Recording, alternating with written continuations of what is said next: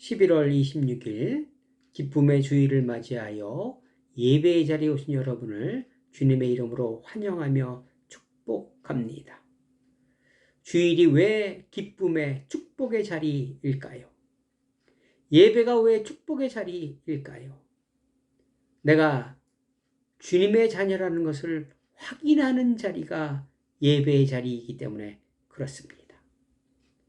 6일 동안 분주히 지내면서 내가 누구인지 잊고 지냈으나 주일 예배를 통하여 비로소 내 정체성을 확인할 수 있기에 축복의 날입니다. 이 시간 나는 주님의 자녀라는 정체성을 확인하시는 기쁨의 시간, 축복의 시간 되시기를 주님의 이름으로 부탁을 드리겠습니다. 기도하시겠습니다. 사랑의 주님, 감사를 드립니다. 오늘이라는 새날 허락하시니 감사를 드립니다. 오늘이라는 선물을 주셨으니 기쁘게 받게 하여 주옵소서. 선물을 주시는 분의 기쁨은 받는 이가 그 선물을 즐거이 기쁜 마음으로 받는 것입니다. 우리가 오늘이라는 선물을 받았는데 가장 귀하게 하루를 살게 하옵소서. 주님께서 주신 오늘은 우리가 주님을 닮아가기 위한 하루입니다. 오늘 하루라는 시간 최선 다하여 주님 닮아가게 하옵소서. 생각도 행동도 말도 모두 주님 닮게 하여 주시고 또 이웃을 대하는 마음도 주님 닮게 하시고 지갑에 있는 돈을 쓸 때도 주님의 마음 닮게 하여 주옵소서. 그렇게 오늘 하루를 보내게 하여 주옵소서. 하나님, 이 시간 여러 가지 질병으로 인하여 고통당하며 불안해하는 당신의 자녀들이 있습니다. 주님이 그 몸과 마음을 잡아주시고 꼭 이기게 하여 주옵소서. 상처를 자르고 소독하고 꿰매는 것은 사람이 할 수 있으나 그곳에 살이 돋아나고 소생되며 치유되는 것은 하나님의 몫입니다. 수술은 사람이 할 수 있으나 회복과 치유는 하나님의 몫입니다. 주께서 치유하여 주옵소서. 주님, 오늘도 예배를 드립니다. 예배는 기쁨입니다. 내가 하나님의 자녀라는 것을 확인하는 자리에 더욱 축제의 자리가 되게 하여 주옵소서. 오늘 주시는 말씀으로 다시 한번 내 마음을 다짐하는 복된 시간 되게 하여 주옵소서. 감사하며 예수 그리스도의 이름으로 간절히 기도드리옵나이다. 아멘. 오늘 저와 여러분이 주신 하나님의 말씀은 누가복음 18장 10절 이하의 말씀입니다. 누가복음 18장 10절 봉독하겠습니다. 두 사람이 기도하러 성전에 올라가니 하나는 바리새인이요 하나는 세리라. 바리새인은 서서 따로 기도하며 이르되 하나님이여, 나는 다른 사람들 곧 토색, 불의, 간음하는 자들과 같지 아니하고 이 세리와도 같지 아니함을 감사하나이다. 나는 일에 2번씩 금식하고 또 소득의 11조를 드리나이다 하고 세리는 멀리 서서 감히 눈을 들어 하늘을 쳐다보지 못하고 다만 가슴을 치며 이르되 하나님이여, 불쌍히 여겨 주옵소서. 나는 죄인이로소이다 하느니라. 아멘. 사랑하는 성도 여러분, 지난 한 주간 어떠한 삶을 살아내셨습니까? 부자 청년이 예수님께 무엇을 해야 영생을 얻을 수 있을지 물어보았습니다. 당연히 율법을 지켰기에 영생을 얻을 수 있다는 이야기를 기대하고 있었을 것입니다. 자신이 지킨 율법으로 많은 점수가, 잔고가 많이 넉넉할 것이라고 생각했던 것입니다. 내가 목사이기에, 장로이기에, 헌금을 많이 했기에, 선교사이기에 신앙의 열린이 많기에 당연한 것이라는 것은 당연하기에 영생은 따놓은 당상이라는 생각은 단지 내 생각일 뿐입니다. 주님의 생각은 아주 많이 다릅니다. 영생은 내가 만들 수 있는 것이 아닌 전적인 주님의 은혜라는 사실 꼭 기억하시기 바랍니다. 청년이 생각하고 있는 율법주의는 결코 영생을 얻을 수 없지요. 그런데 의외로 율법주의 사상이 만연하게 퍼져 있더라고요. 저와 여러분들도 예외는 아닐 것입니다. 내가 한 일이 많으니 나는 괜찮을 것이라는, 내 잔고가 넉넉할 것이라는 생각은 누구에게나 있더라고요. 청년의 착각이 저와 여러분의 착각이 되지 않아야 할 것입니다. 욥의 고난에 세 친구가 위로합니다.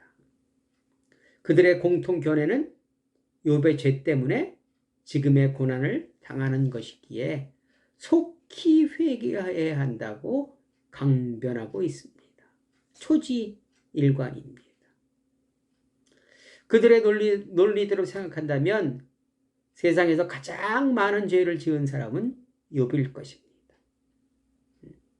그리고 모든 사람들의 공통적인 질문이 있지요. 저와 여러분에게도 해당되는 이야기입니다. 그러면 우리는 어떻게 살아야 할 것인가? 라는 윤리적 문제와 고난의 이유는 무엇인지, 즉 해석의 문제입니다. 여러분은 이 두 가지 질문에 무엇라 대답하시겠습니까? 보편적 종교의 윤리관은 권선징악입니다. 선은 장려하고 악은 멀리해야 한다는 것입니다. 그런데 선과 악의 기준이 다릅니다. 알카에다와 같은 그런 분리주의자들, 죽이고 전쟁하는 것이 선입니다. 십자가 전쟁은 기독교를 믿지 않는 사람들을 적으로 간주했지요. 우리가 만일에 교통사고가 나면 자기가 다 선하다고, 난 잘못 없다고 우기지 않습니까? 그리고 율법은 하라와 하지 말라로 구분이 됩니다. 선과 악의 기준이지요. 그리고 그들의 해석은 인과 응보입니다. 선한 사람은 보상을 받고 악한 사람은 징벌을 받는다고 생각을 합니다.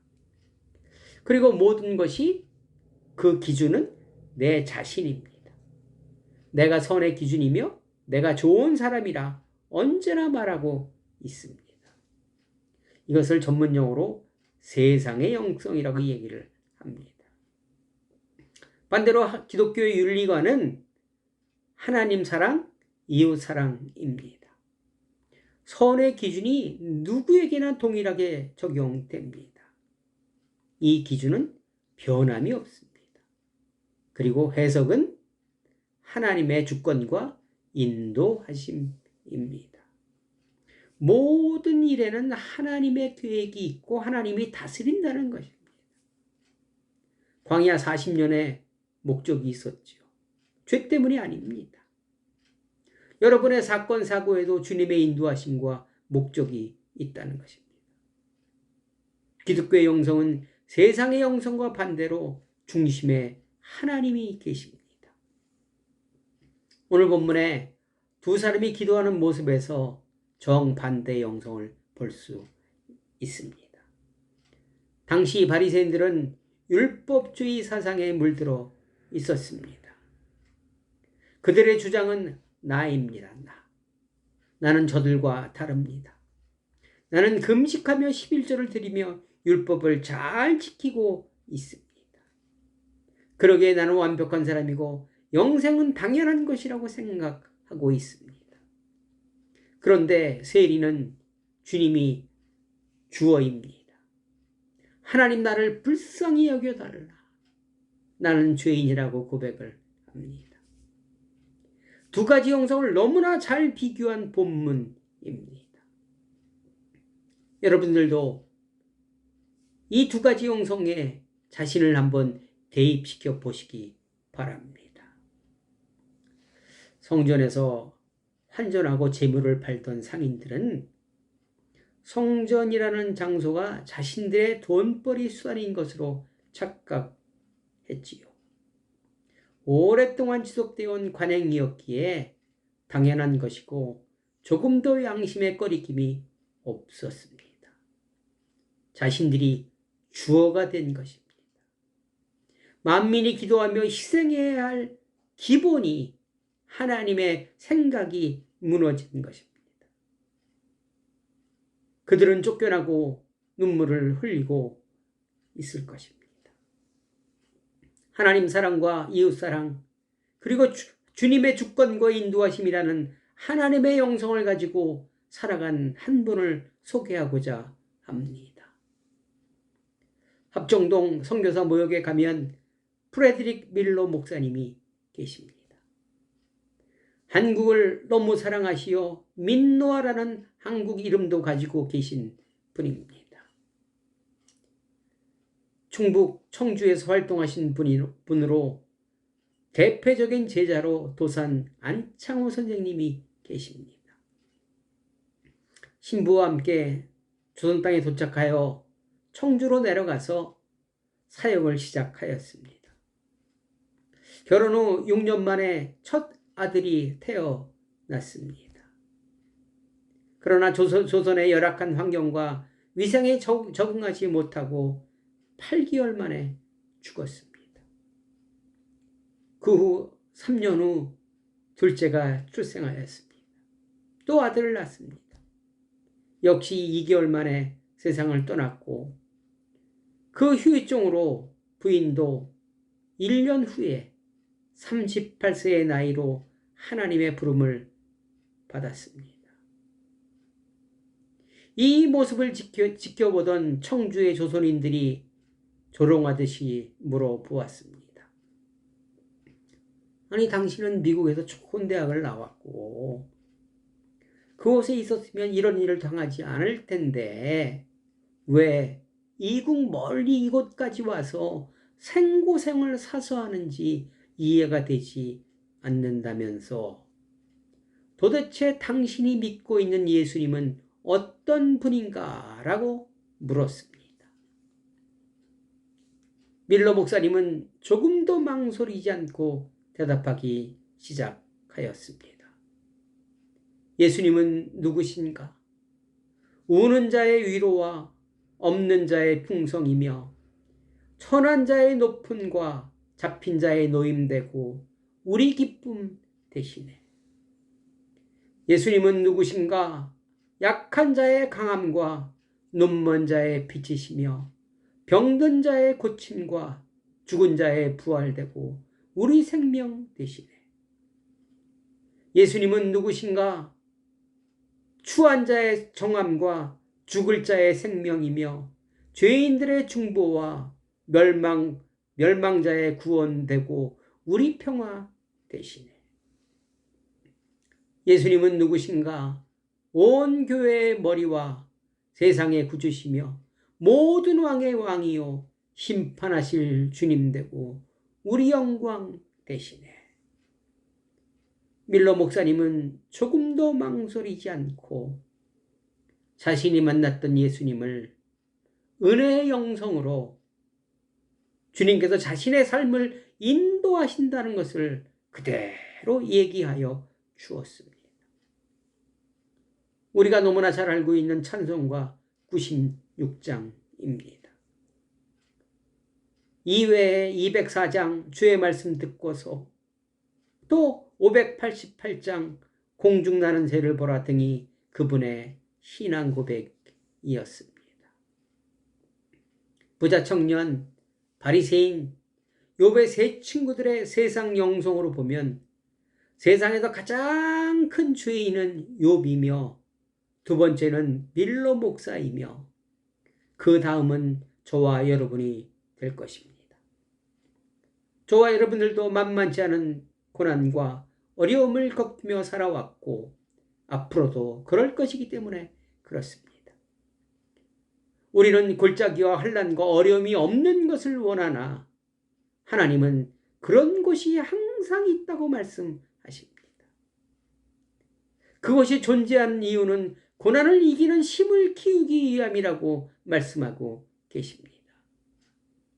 밀러 목사님은 이런 고난을 두려워하지 않았고 우리가 알지 못하는 하나님의 인도하심과 목적이 있기에 굳게 믿고 따랐던 것입니다. 좋은 믿음은 좋은 해석이라고도 합니다. 사랑하는 성도 여러분,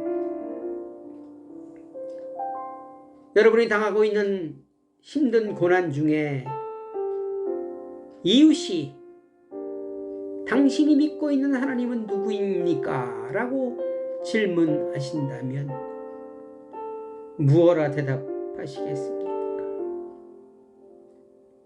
우리에게 매일 일어나는 어려움과 고난을 어떻게 해석하고 계십니까?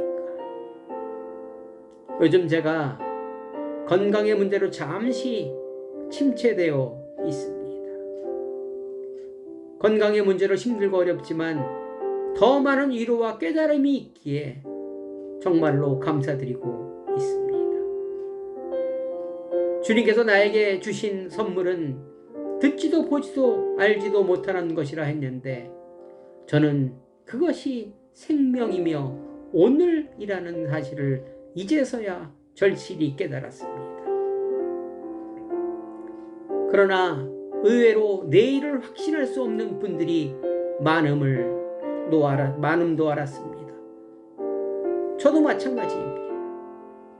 그러기에 생명이 있는 오늘에 하나님의 영성으로 살아가야 한다는 것도 절실히 깨닫고 있습니다. 저와 여러분도 내일은 당연한 것이 아닌 하나님의 선물이라는 사실 꼭 기억하셔야 합니다.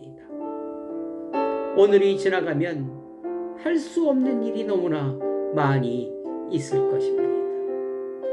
히브리서 12장 1절 이러므로 우리에게 구름같이 둘러싼 허다한 증인이 있으니 모든 무거운 것과 얽매기 쉬운 죄를 벗어버리고 인내로서 우리 앞에 당한 경주를 하며 이렇게 말씀하십니다. 믿음으로 살아간 수많은 허다한 증인들이 여러분들을 지켜보고 계신다고 합니다. 어떻게 사시겠습니까? 하나님 사랑과 이웃 사랑 그리고 하나님의 주권과 인도하심을 믿고 밀러 목사님의 고백이 저와 여러분의 고백이 되었으면 좋겠습니다. 이렇게 살아내는 오늘 하루 되시기를 주님의 이름으로 간절히 축원드립니다. 기도하시겠습니다. 사랑의 하나님 감사드립니다. 나에게 일어나는 어려움을 지금은 알 수 없으나 주님의 인도하심이 있다는 것을 알기에 감사하며 행복한 삶 살아갑니다. 허락하신 오늘의 주님을 인정하고 순종함으로 후회 없는 오늘 되게 하여 주옵소서. 이제는 구주 예수 그리스도의 은혜와 하나님 아버지의 극진하신 사랑과 성령님의 교통하심이 지금부터 영원까지 함께하기를 간절히 축원하옵나이다. 아멘. 여러분 감사합니다. 하나님의 은혜와 허락하심으로 치료 잘 받고 건강한 모습으로 돌아와 여러분들을 다시 뵈었으면 좋겠습니다. 오늘 내가 주인이 아닌 주인이 주님 되시는 삶 살아내시기를 다시 한번 부탁을 드리겠습니다. 여러분 사랑합니다. 여러분 사랑합니다. 사랑합니다. 감사합니다. 승리하세요.